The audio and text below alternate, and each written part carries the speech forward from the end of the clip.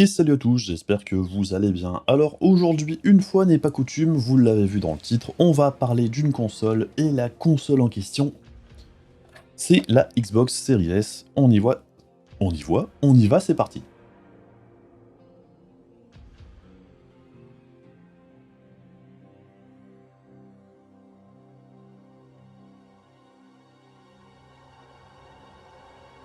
Alors je précise tout de suite, je ne suis pas sponsorisé, j'ai pas de partenariat avec qui que ce soit, et certainement pas avec Microsoft. La console, je me la suis achetée moi-même. Du coup, c'est juste mon avis à moi. Et je rajoute également que tout ce qui est guéguerre des consoles, bataille de zizi entre fanboys, ça m'intéresse pas des masses. Moi, tout ce qui m'intéresse ici, c'est de voir le produit en lui-même, au tarif proposé. Est-ce que c'est intéressant ou pas? Est-ce qu'il a des choses à faire valoir? Et pourquoi est-ce que je me suis intéressé à cette série S et non pas à la PS5 qui est derrière, par exemple? C'est tout simplement parce que j'en avais parlé dans mon test du 5600G. Pour rappel, le 5600G, c'est un APU d'AMD qui est un processeur avec une partie graphique intégrée. Et au bout du test, la question c'était, est-ce qu'on peut pas trouver une solution plus intéressante pour patienter pendant la pénurie de GPU? Et dans les solutions proposées, entre guillemets, j'avais dit, il y a peut-être aussi la Xbox Series S qui pourrait être plutôt intéressante, parce qu'elle ne coûte qu'environ 250-300 balles, selon les périodes. Actuellement, c'est plus 300 parce qu'on est proche des fêtes, et du coup le prix est repassé un petit peu à la hausse. Je suis quasiment sûr qu'après les fêtes, ça devrait rebaisser aux alentours des 250. Personnellement, de ce que j'observe, je trouve qu'il est assez simple de se la procurer, soit avec une manette en plus, soit avec des mois d'abonnement Game Pass offert, avec des jeux inclus. Enfin, il y a plusieurs solutions pour ne pas avoir à payer le prix officiel de 300 balles. Et moi, personnellement, je l'ai acheté sur la boutique Microsoft il y a environ un mois et demi pour 260 balles livré. C'est un tarif, je trouve, plutôt correct. Et ce qui m'intéressait aussi avec la série S, c'est que c'est une console qui se fait très régulièrement défoncer par tout le monde. Au niveau de sa qualité d'image, au niveau de la console elle-même, enfin je trouve que c'est un peu la mal-aimée de la génération.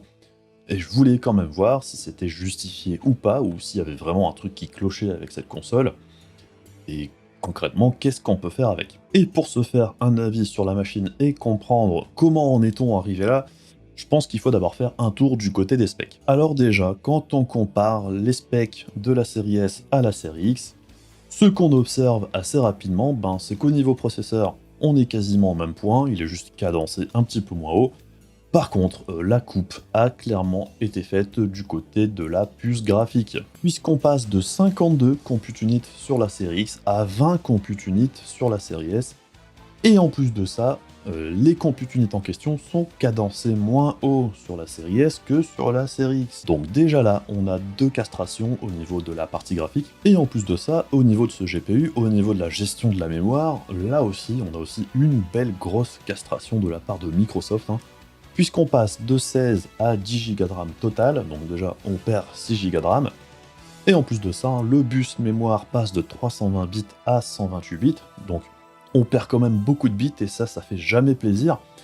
Et la bande passante mémoire est quasiment là aussi divisée par 2. Et ça, c'est sans compter sur le fait que Microsoft a scindé la RAM en deux parties sur les Xbox Series, ce qui fait que sur la série S, on se retrouve avec 8 Go à 224 gigabits seconde et 2 Go à 56 gigabits seconde. Alors, c'est vraiment ridicule, surtout les 2 Go supplémentaires, c'est très très lent, puisque là, clairement, même les 8 Go de RAM sont plus lents que les 6 Go de RAM en plus de la série X.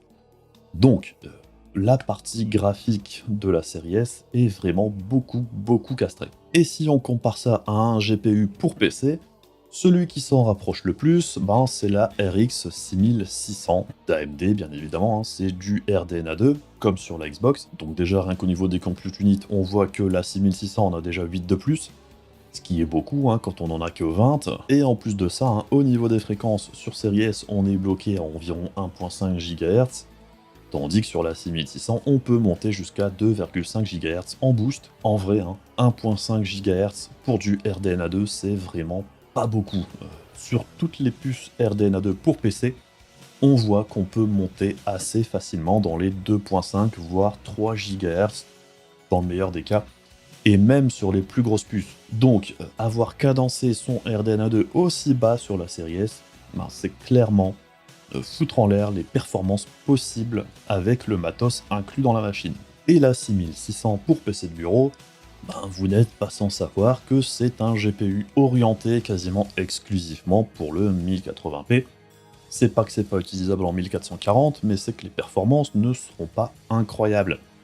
Donc, la série S, Microsoft nous la vend comme une machine 1440p 120 Hz, très clairement, on n'y sera quasiment jamais. Mais bon, ça, ils le font aussi sur PS5 et sur Xbox Series X, hein. On nous les vend comme des machines capables de sortir de la 8K.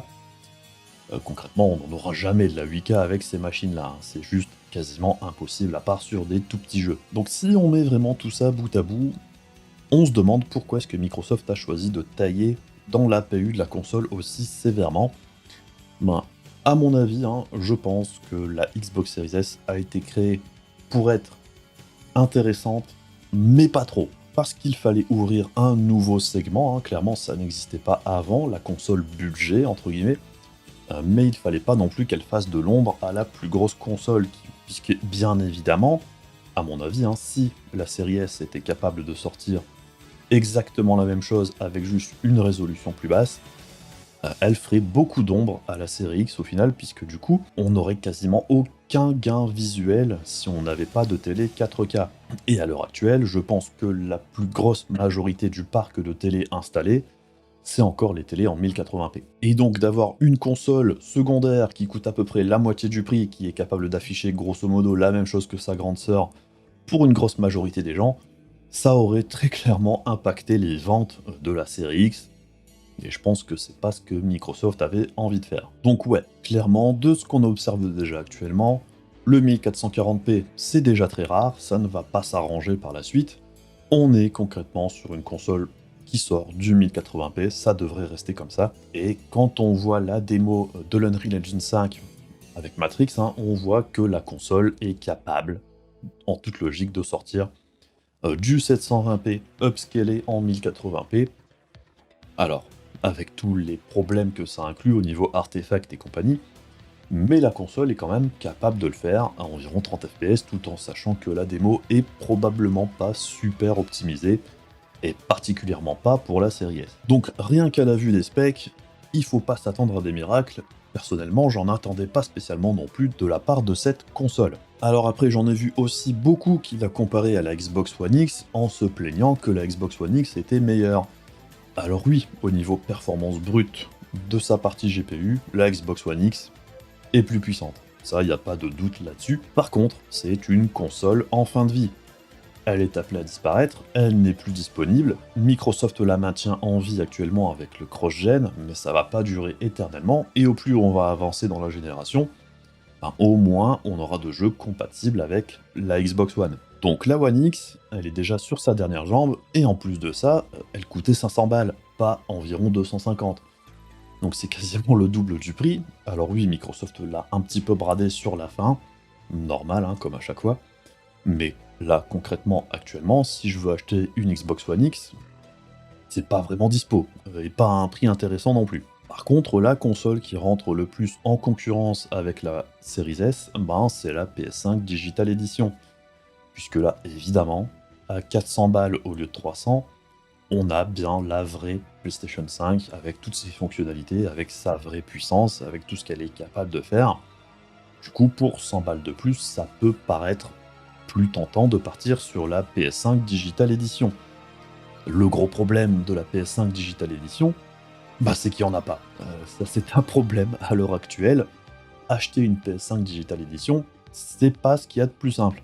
Mais bon, si on considère que la Series S est plutôt trouvable aux alentours des 250, la proposition de Microsoft peut paraître un petit peu plus intéressante dans certains cas, ou si on est vraiment avec un budget très serré. Puisque ça ne vous aura pas échappé, hein, après avoir acheté la console, il faut aussi acheter des jeux. Et à ce niveau-là, sur la Series S, on a tout l'écosystème Microsoft, Game Pass, et plein d'autres trucs qu'on va détailler juste après.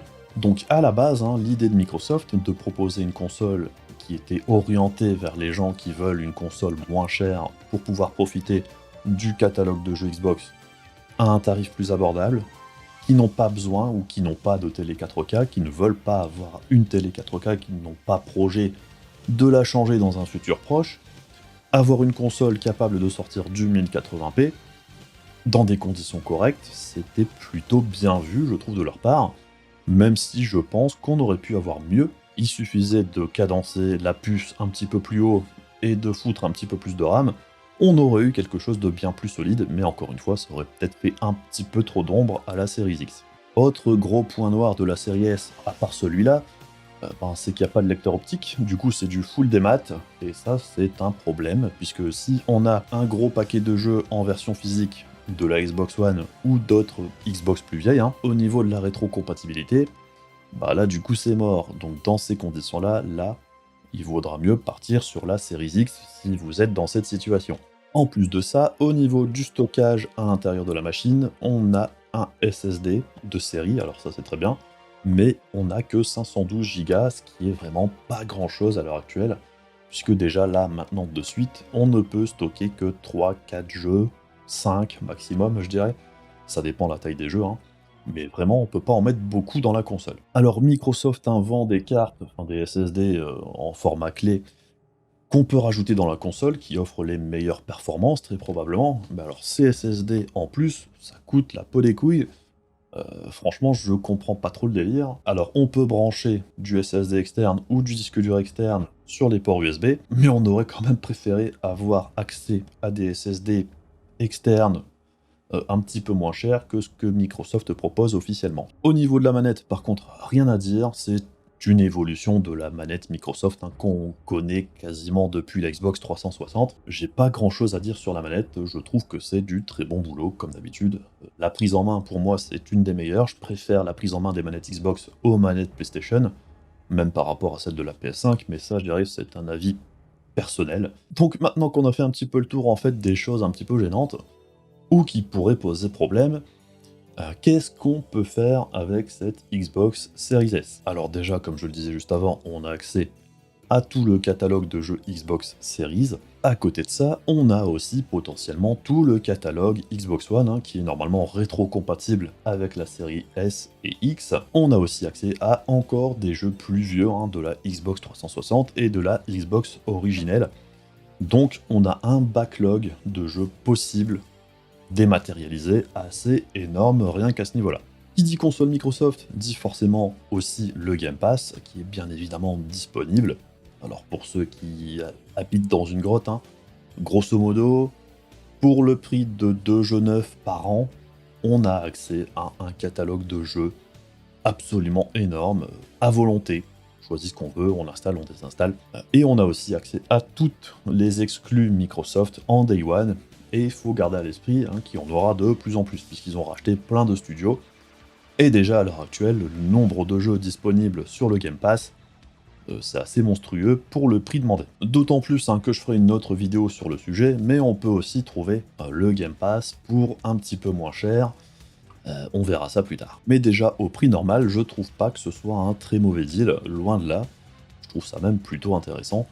Surtout pour ce type de machine. Alors en plus, si vous n'êtes pas au courant, quand on a un abonnement Game Pass, on a aussi accès au EA Play, ce qui veut dire qu'on a accès à une bonne partie du catalogue Electronic Arts quand on est inscrit au Game Pass, ce qui donne là encore accès à beaucoup plus de jeux. Alors je sais qu'Electronic Arts, tout le monde leur crache dessus, à raison dans la plupart des cas, mais il y a aussi quand même pas mal de jeux sympathiques, qu'ils soient assez ancien ou moins, c'est quand même là aussi un accès à encore plus de jeux potentiels à jouer sur sa console. Et avec le Game Pass, on a aussi accès au xCloud, le xCloud qui permet de jouer là aussi à un gros catalogue de jeux dans le cloud, c'est dans le nom, et ça marche plutôt pas mal sur la console. Personnellement j'ai testé, j'ai trouvé ça plutôt sympa. Encore une fois, ça donne accès à plein de jeux. Évidemment, il faut avoir une connexion qui arrive à tenir le choc derrière, il faut quasiment obligatoirement la fibre. Mais si vous êtes fibré avec une connexion stable, le cloud, ça fonctionne. Et si vous avez une série S, c'est très intéressant parce que du coup, il n'y a pas besoin de télécharger le jeu. Et ça prend pas de place sur le SSD qui est pas très grand. Du coup, ça permet de pallier un petit peu à cette faiblesse là encore une fois. Et pendant qu'on est sur le chapitre cloud, Eh bien, sur les Xbox Series, on a aussi accès au navigateur Edge de Microsoft. Et sur ce navigateur, dernièrement, ça a rajouté la compatibilité avec le GeForce Now. Le GeForce Now, j'ai fait une vidéo sur le sujet. En gros, c'est le service de cloud gaming d'NVIDIA qui vous donne du coup accès à une partie de votre catalogue de jeux sur PC.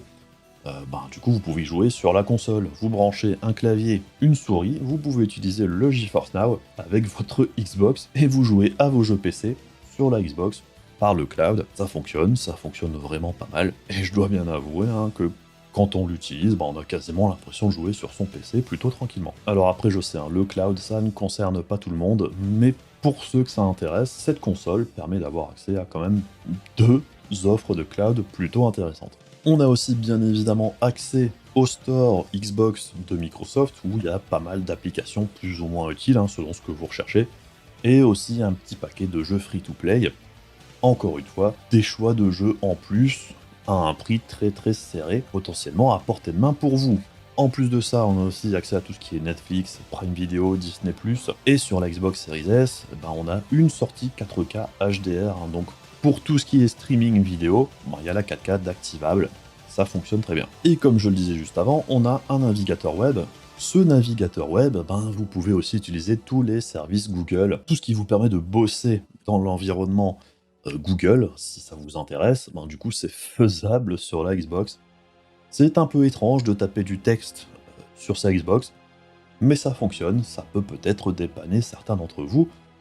Encore une fois, c'est une option en plus pour cette petite console. Et dernière chose, je trouve plutôt intéressante pour certains d'entre vous, si vous payez 15 balles, vous pouvez débloquer le mode développeur, je sais plus comment ils appellent ça exactement, et ce mode développeur, en gros, ça vous permet d'installer des homebrew, et qui dit homebrew dit émulateur. Donc la Xbox Series S et X, ça vous permet d'installer vraiment beaucoup d'émulateurs qui fonctionnent vraiment pas mal pour la plupart, alors tout n'est pas parfait, mais de ce que j'en ai vu, j'ai pas testé moi-même, mais bon, je fais confiance aux tests que j'ai vus sur le sujet.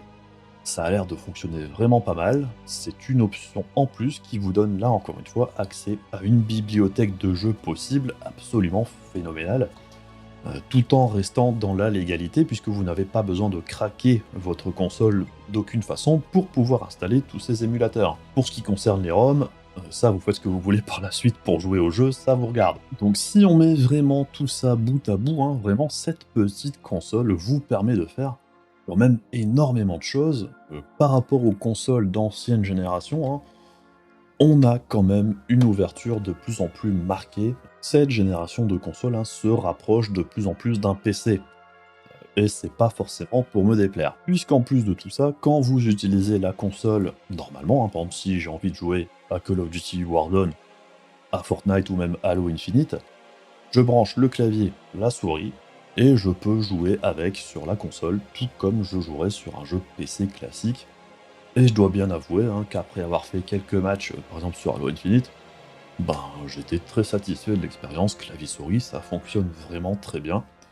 Et j'avais quasiment l'impression de jouer sur PC. D'autant plus que sur cette génération de consoles, on a souvent le choix entre un mode qualitatif ou rapide dans les options du jeu, ce qui vous permet de soit par exemple de jouer à 30 fps ou 60, ou dans d'autres jeux de 60 à 120 fps. Il y a des modes 120 fps, qui fait que si vous avez une télé ou un moniteur capable d'afficher du 120 Hz, du coup vous pouvez jouer avec la console en mode 120 Hz, et aussi accessoirement la console est compatible FreeSync. Donc vraiment, dans l'ensemble, j'étais quand même assez satisfait, assez content de tout ce que cette console est capable de faire. Et vraiment, si j'avais pas de PC, si j'avais pas de PS5, si c'était mon unique système de jeu principal, ça me poserait pas du tout de problème de n'utiliser que cette console-là. Puisqu'on peut vraiment faire tout ce que fait la Series X également. Alors oui, au niveau de la qualité d'image, on est en dessous, ça, il n'y a aucun problème. C'est moins beau, clairement. Il n'y a pas photo par rapport à la PS5 aussi. C'est beaucoup moins joli dans la plupart des jeux. Mais c'est pas non plus aussi dramatique que ce qu'on voudrait bien nous faire entendre. Moi, je trouve que c'est quand même très très jouable et la plupart des jeux sont quand même plutôt jolis dans l'ensemble. Si on compare ça à un GPU asthmatique sur PC, l'expérience est bien plus agréable avec cette petite console. Et je pense qu'un des plus gros problèmes de cette console, Ben, c'est que c'est un petit peu la dernière roue du carrosse en ce qui concerne l'optimisation dans les jeux. À mon avis, si les développeurs passaient un petit peu plus de temps à optimiser pour elles, on aurait des résultats bien meilleurs la plupart du temps. Il n'y a qu'à prendre l'exemple de Forza Horizon 5, il est très bien optimisé pour la série S, et je trouve le jeu tout simplement magnifique sur la console. Si tous les jeux étaient aussi beaux sur série S par rapport à la série X, je pense que la série S aurait bien meilleure réputation que ce qu'elle a actuellement. Alors je ne jette pas la pierre aux développeurs, hein, ils ont certainement pas le temps d'optimiser pour la série S, la priorité pour les développeurs, à mon avis, hein, c'est d'optimiser pour la série X et la PS5, bien évidemment. La série S, vu que c'est pas la console principale, c'est pas la console premium, c'est clairement pas la machine sur laquelle ils passent le plus de temps pour essayer de l'optimiser. Donc bon, moi, à l'utilisation depuis un mois, hein, j'avoue que j'en suis quand même plutôt satisfait, et je comprends pas vraiment pourquoi elle se fait autant défoncer sur le net. Enfin, je lui trouve quand même pas mal de qualité, et à un tarif avoisinant les 250 balles, ben je trouve que la proposition est plutôt honnête, et on a quand même accès à un catalogue de jeux immense pour un tarif vraiment pas très élevé, hein. Et un des gros points forts de cette console, justement, ben, c'est qu'elle est disponible. Il n'y a pas de scalping, vous allez dans la boutique, vous l'achetez, elle est là. On peut la commander sur le net à peu près partout, enfin, il n'y a pas de pénurie sur la série S.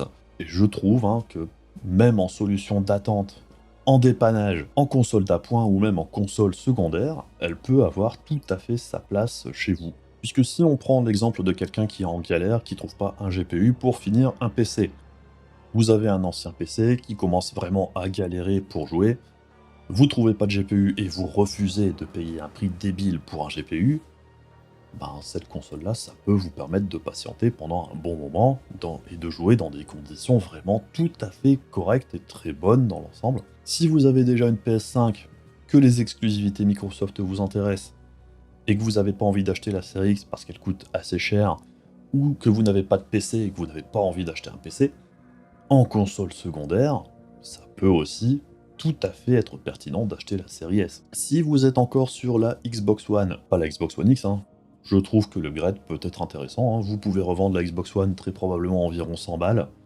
Ça vous fait pas grand chose à rajouter pour passer sur la série S, et il y a quand même un upgrade significatif au niveau de la qualité d'image entre la One classique et la série S. Par contre, si vous avez une One X, pas vraiment de raison de changer pour l'instant tant que les jeux restent cross-gen. Dans votre cas, je pense que cette série S n'a pas grand intérêt. Et si vous avez un gros PC, ben vous n'avez pas besoin de Xbox tout court la plupart du temps, à part si vous avez besoin d'une console pour une raison ou une autre. Donc bon, hein, cette petite console, moi je l'aime bien, et je trouve pas qu'elle mérite le bashing qu'elle se prend à longueur de temps, mais elle offre quand même accès à pas mal de jeux pour un tarif vraiment bas. Si vous avez un budget très serré, il n'y a rien à regretter à partir sur cette machine-là plutôt qu'une autre, si c'est la seule que vous pouvez acheter. Moi, je vois pas le problème. Et si c'est une machine d'appoint, hein, n'oubliez pas qu'accessoirement, vous pourrez la revendre une fois que vous n'en aurez plus besoin, hein. C'est possible. Alors une fois qu'on a vu tout ça, je pense qu'on a fait un petit peu le tour de la question de la série S. Moi, je l'aime bien, cette petite machine. Et autant à 300 balles, c'est peut-être un petit peu trop cher, autant aux alentours des 250, comme on la trouve selon les périodes, la proposition est pas non plus dégueulasse, surtout quand on voit tout ce qu'il est possible de faire avec cette petite machine. Et encore une fois, hein, si on reprend ma question de base qui était est-ce que c'est plus intéressant qu'un PC avec un APU pour jouer? J'ai quand même envie de dire oui, hein. Le confort de jeu n'a juste rien à voir, et plus le tarif n'a rien à voir non plus. Encore une fois, un PC avec un APU tel que le 5600G, c'est environ 500 balles complet. Là, on est moitié prix, hein, et les performances, il n'y a juste aucune comparaison. Donc voilà, hein, j'espère que cette vidéo vous aura intéressé. Alors je sais que c'est très rare que je parle de console, ce sera peut-être pas la dernière fois, j'en sais rien, mais je trouvais que la situation de cette console était intéressant à explorer. Du coup, si vous avez apprécié la vidéo, n'hésitez pas à faire les trucs casse-couilles de YouTube, hein, comme d'hab. N'hésitez pas également à passer sur le Discord et sur le stream quand je stream, ça fait toujours plaisir. Et puis du coup, ben, je vous dis à la prochaine, je vous fais des gros bisous, salut!